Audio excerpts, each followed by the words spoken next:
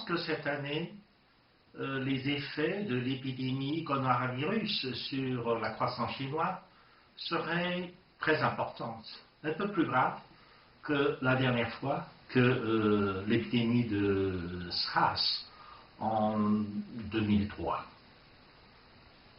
Ceci pour deux raisons principalement. D'abord parce que, étant donné la dimension de la contagion de coronavirus cette fois-ci, plus étendue que la dernière fois, pratiquement toutes les provinces de Chine ont été contaminées par ce virus. Donc ça touche plus de monde, ça crée plus de problèmes de contagion. Deuxième cas, c'est que parce que la dernière fois, l'épidémie a été éclatée après le Nouvel An. C'est-à-dire que la population n'avait pas besoin de bouger de beaucoup, etc. Donc la quarantaine se fait beaucoup plus facilement que cette fois-ci. Tandis que cette fois-ci, l'épidémie a éclaté avant le Nouvel An. Beaucoup de monde était déjà retourné dans leur pays d'origine, et cette fois-ci, ils sont bloqués. Beaucoup de travailleurs qui ne travaillent pas sur place, par exemple, qui travaillent qui habitent, où leurs familles sont situées à l'intérieur de la Chine et ils travaillent sur la région côtière. Maintenant, ils sont bloqués, ils ne peuvent plus sortir pour reprendre le travail. Donc, même officiellement, le travail a été repris dans beaucoup de provinces côtières et ça manque de main-d'œuvre parce que les travailleurs n'arrivent pas à arriver sur place en temps et maintenant, à cause des mesures de quarantaine prises par différentes autorités locales, alors ils ne peuvent pas bouger facilement. Donc ça gêne un peu la reprise du travail. Alors, beaucoup de gens ont fait des prédictions pessimistes quant au développement économique de la Chine. Quel est votre avis sur la question? Pensez-vous que la croissance économique de la Chine pourra être restaurée après l'épidémie? Même si les conséquences néfastes de cette épidémie sur l'économie chinoise sont néfastes, je ne pense pas que toute l'année, l'économie serait stagnante.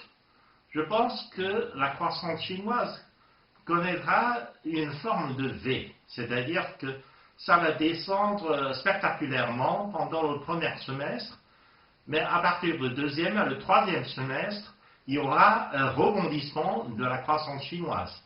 En particulier parce qu'il faut investir davantage pour essayer de rattraper le retard pris par cette épidémie, c'est-à-dire pendant le premier et probablement une partie du deuxième semestre.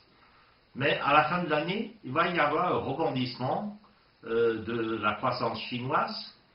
Selon les estimations de plusieurs agences de conseil, etc., l'économie chinoise connaîtra un abaissement probablement de 2% pour le premier semestre, et à partir du deuxième et du troisième semestre, il y aura un rebondissement de la croissance chinoise, et à la fin de l'année, on arrivera probablement à quelque chose comme 5% de la croissance annuelle.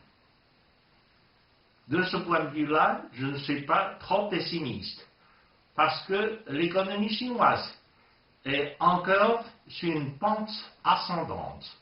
Et de plus, il y a une reprise de l'économie mondiale. Il suffit de voir que l'année dernière, la Chine a connu une augmentation de son exportation. Cette année, donc en dépit de cette épidémie, je pense que dans la deuxième moitié de l'année, il y aura encore une reprise de l'exportation chinoise vers le marché extérieur. Mais alors, quelles mesures le gouvernement chinois devrait-il proposer, selon vous, pour stimuler l'économie? Le gouvernement a pris des mesures pour faciliter la reprise de la croissance. Mais les mesures ont été adoptées surtout au niveau local, c'est-à-dire au niveau de la municipalité, au niveau provincial. le gouvernement local a entrepris des initiatives pour soulager, par exemple, les fardeaux des entreprises qui ont été affectées par cette épidémie.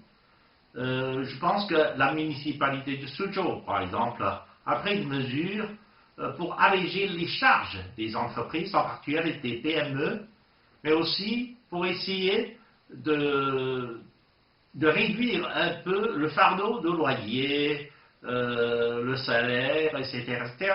Le gouvernement, donc la municipalité, a essayé de compenser les pertes de ces entreprises par des subventions, par des avantages, mais aussi par des réductions d'impôts, des taxes locales sur ces entreprises.